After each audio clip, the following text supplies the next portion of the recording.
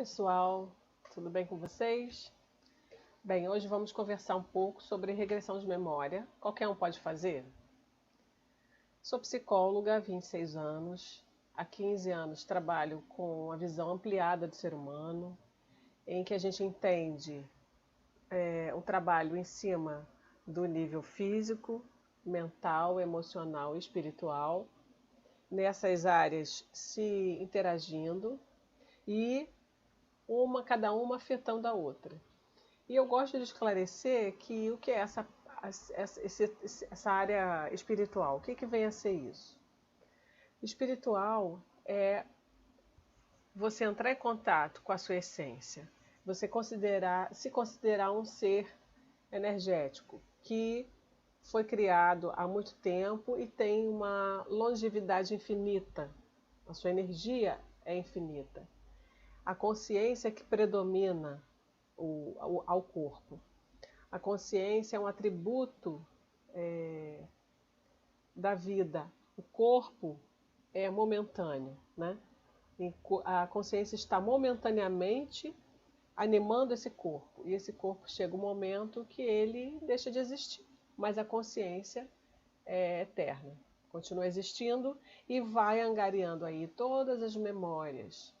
Por isso que se o nosso cérebro fosse apenas guardar, arquivar tudo que a gente vive desde o momento que a gente for criado, desde o momento que nós somos criados, o cérebro humano ele não comportaria todas essas memórias.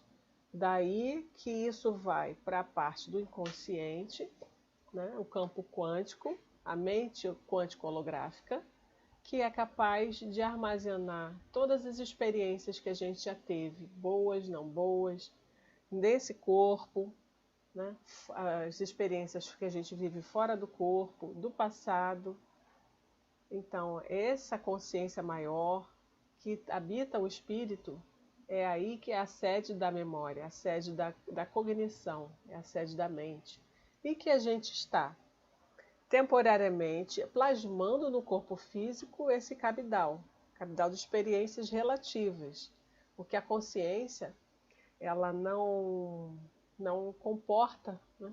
A gente é necessário na regressão se afrouxar através do relaxamento, a gente se afrouxa a razão, afrouxa a consciência e dá o comando certo para que vá lá no arquivo de memória do inconsciente trazer aquela memória específica que está interferindo na vida atual. Então eu gosto de dizer que a regressão de memória ela não está preocupada com o passado.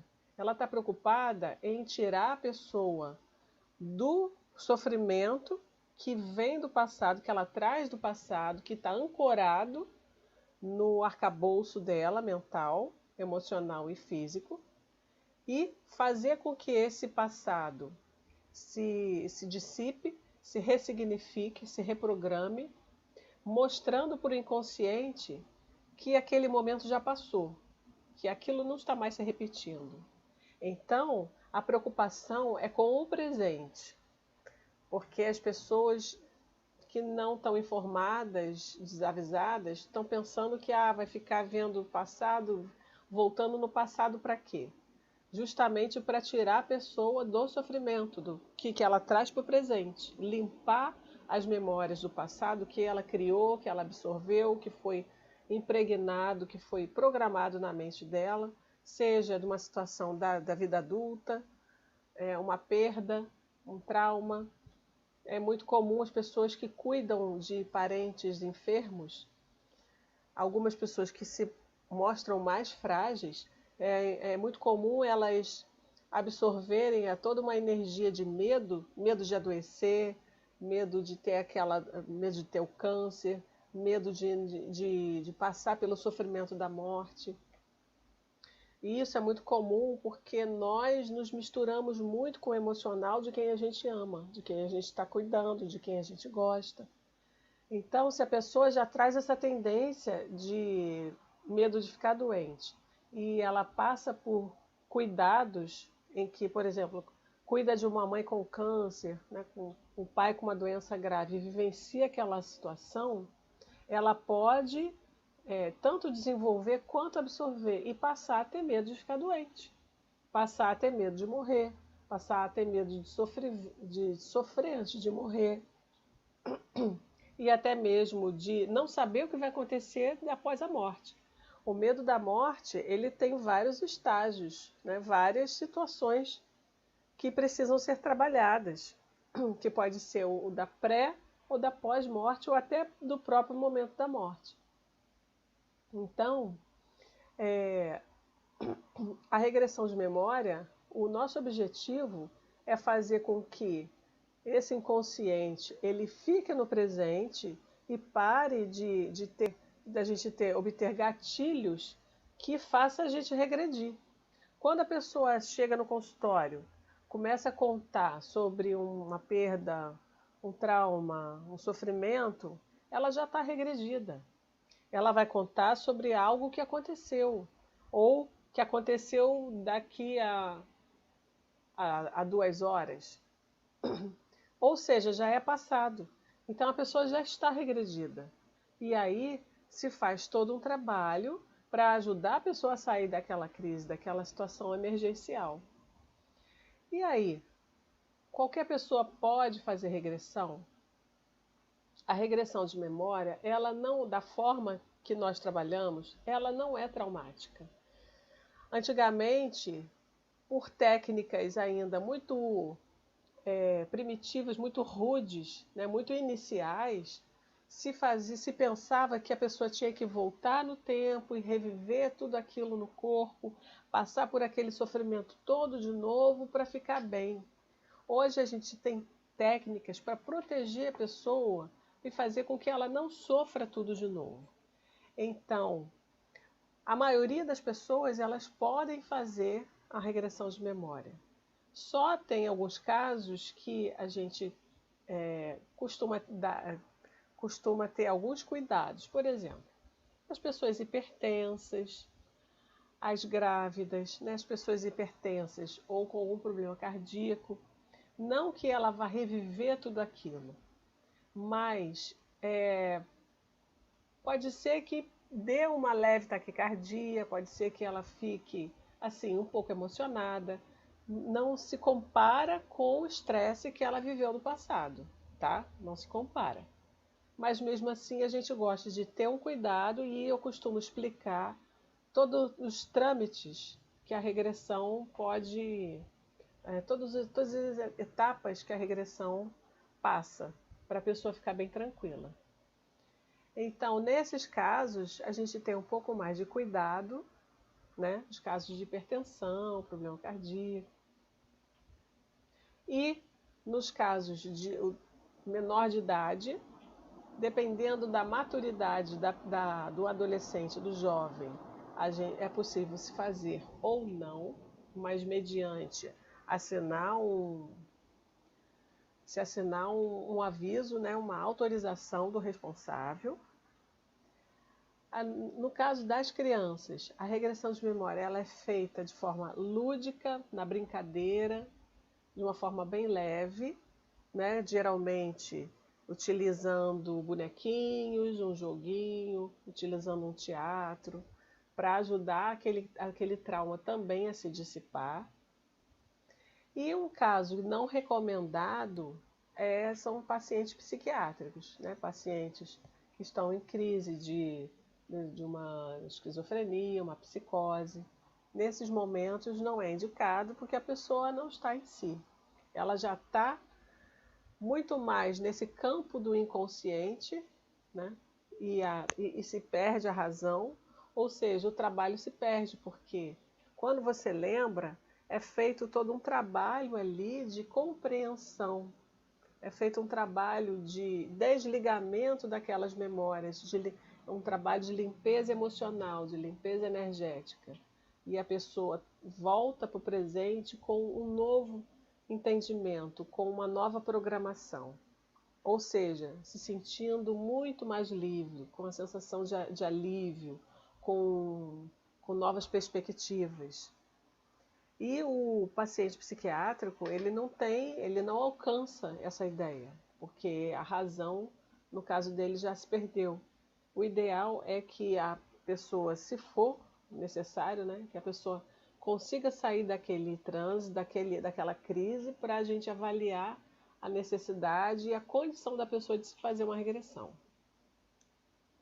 No caso das grávidas, a gente faz todo um preparo, tá? A gente envolve a criança e faz toda uma preparação para que a criança não se envolva com as questões emocionais da mãe, nem mentais. Então, a criança a gente dá comandos para fazer todo o envolvimento, uma proteção para que a criança não passe por nada daquilo.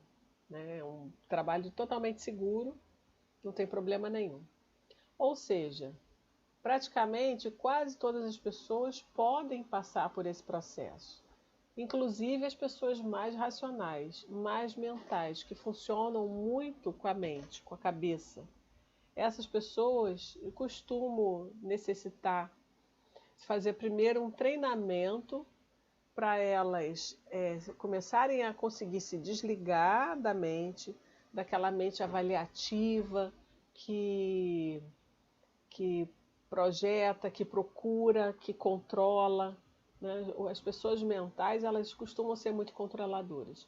Então a gente tem que fazer todo um trabalho primeiro de relaxamento, de tranquilização, dela aprender a acessar a intuição, a imaginação, o próprio contato com o corpo dela, contato com as sensações, com as emoções, para que depois a gente consiga fazer com que a pessoa relaxe e atravesse essa barreira de memória e o conteúdo vá vindo. E pode vir de várias formas. Então, as pessoas racionais, elas têm uma dificuldade maior. Não que seja contraindicado. Contraindicado mesmo é só para os pacientes psiquiátricos. No mais, nós conseguimos um resultado bem interessante. A pessoa consegue compreender a si própria, compreender a situação, sair do sofrimento, se localizar muito mais no presente, abrir novas perspectivas, né? Avaliar a vida de outra forma, encontrar um novo sentido para a própria vida. Quando ela vê a situação de forma mais ampliada, ela pode ir fazendo todo esse processo. Além disso, a limpeza mental e emocional que a pessoa passa, ou seja, ela vai conseguindo drenar as tristezas, as mágoas, as culpas, a depressão, o desânimo. Esses conteúdos, eles não vão fazendo mais parte desse campo energético, né, energético emocional que nós somos.